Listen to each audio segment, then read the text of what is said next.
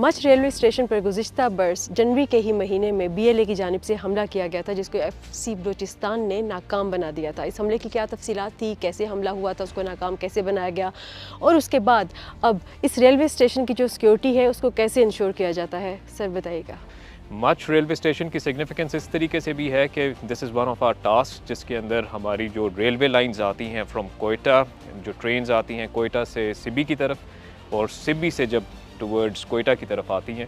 तो मेरे एरिया के अंदर अप्रॉक्सीमेटली इट्स अराउंड 70 किलोमीटर्स का हमारे पास ये ट्रैक है, जिसके अंदर हमारे पास मेजर जो रेलवे स्टेशन वो कोलपुर वाला है और मच वाला है, जिसकी जो प्रोटेक्शन है और जो रेलवे लाइंस हैं उनकी भी जो है प्रोटेक्शन वो हमारी ज़िम्मेदारी क्या में आती है। इसके अंदर आपने जिस तरीके से देखा है, यहाँ के ऊपर हम डेली इन ट्रेन्स की प्रोटेक्शन के पॉइंट ऑफ व्यू से हमारी BD होती है 70 किलोमीटर्स की, रेलवे स्टेशन की BDs होती हैं और एक बड़ा कॉम्प्रिहेंसिव मैकेनिज़्म है in order to provide a comprehensive and a secure environment, जिसके अंदर ये ट्रेन्स जो है वो अप्लाई करें। यहाँ पे हमारे पास 9 बजे जाफर एक्सप्रेस चलती है कोयटा से पेशावर के लिए। तो जब यहाँ पहुँचती है तो हमें एक रूल के मुताबिक यहाँ पे एक बेल बजाई जाती है, तो ये सिक्योरिटी फोर्सेस जो है वो अलर्ट हो जाते हैं,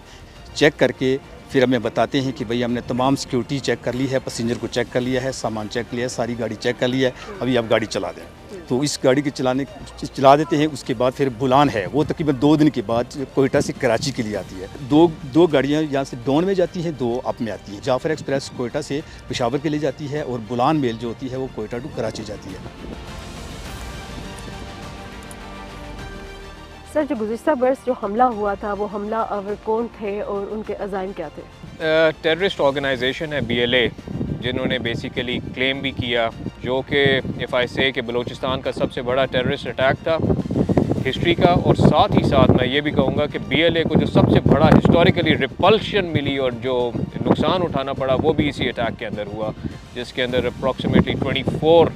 हार्डकोर टेररिस्ट इंक्लूडिंग 12 जो SPs थे, सुसाइड बॉम्बर्स जो हैं, वो न्यूट्रलाइज़ किए गए थे इस जगह के ऊपर। जिस जगह के ऊपर हम खड़े हुए हैं, this was one of their objective to occupy this post, और इस जगह के ऊपर भी हमने उनके 6 से 7 बंदे जो हैं वो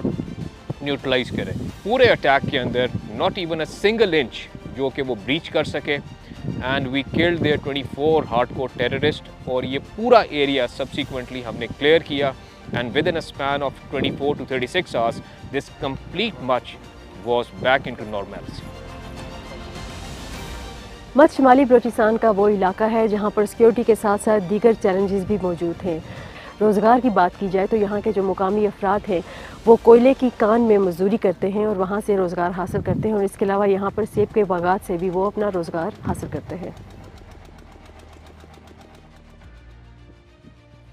मच में सैकड़ों कोयले की कानें हैं जहाँ पर 2000 से 2200 के दरमियान जो मज़दूर हैं यहाँ पर काम करते हैं। ये मेरे हाथ में जो कोयला है ये इस कान से निकला है। रोज़ाना की बुनियाद में टनों के हिसाब से यहाँ से कोयला निकलता है। ये जो ट्रैक बना हुआ है, यहाँ से एक ट्रॉला जो है उसमें मज़दूर बैठते हैं और यहाँ से स्लाइड करके नीचे जाते हैं इस कान में, और यहाँ पे फिर अपनी वो मज़दूरी करते हैं।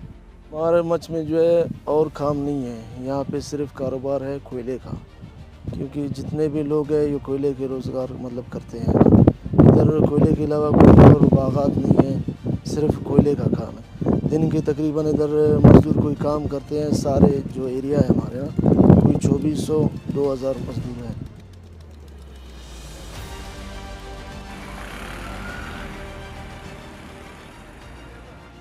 बलूचिस्तान के इलाके मच में जो यहाँ की आबादी है उसके लिए हेल्थ के क्या चैलेंजेस हैं और एजुकेशन के क्या चैलेंजेस हैं, और लोकल जो इंतज़ामिया है वो इस हवाले से क्या करी है, वो हम बात करेंगे यहाँ के असिस्टेंट कमिश्नर अरसलान से।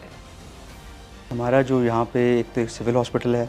लेकिन हमने उसके साथ साथ जो है ना वो प्राइवेट पब्लिक पार्टनरशिप और NGOs को साथ इंक्लूड करके हमने एक और तरह की फाउंडेशन NGO है उनके साथ मिल के कोलैबोरेशन में एक और 50 बेड हॉस्पिटल जो है ना वो स्टार्ट किया है, जो बड़े इन द फ्यूचर वो जो है वो चला जाएगा जो हेल्थ डिपार्टमेंट के पास, और वो जो है ना वो केटर करेगा मच और इसके गिरदे नवा जितने भी इलाके उनकी नीड्स को। As far as education is concern, उसमें ये होता है कि कुछ स्कूल्स हैं जो कि बंद थे, जो जिसमें ये था कि HR की वहाँ पे भी शॉर्टेज थी, तो वहाँ पे हम इस तरह कोशिश करते हैं कि इलाके का ही, उस गांव का ही एक कोई पढ़ा लिखा कोई नौजवान कोई बच्ची वो लेते हैं, उसे हम हायर करते हैं, एंगेज करते हैं कि वो ही उस स्कूल में वहाँ पे पढ़ाए जब तक हम उसे कोई मुस्तकिल कोई टीचर ना दे सकें। और उस पर भी हमारा अभी होपफुली नेक्स्ट मंथ तक हमारा जो है ना दोनों जो HR प्रॉब्लम्स वो इंशाल्लाह सॉल्व हो जाएंगे।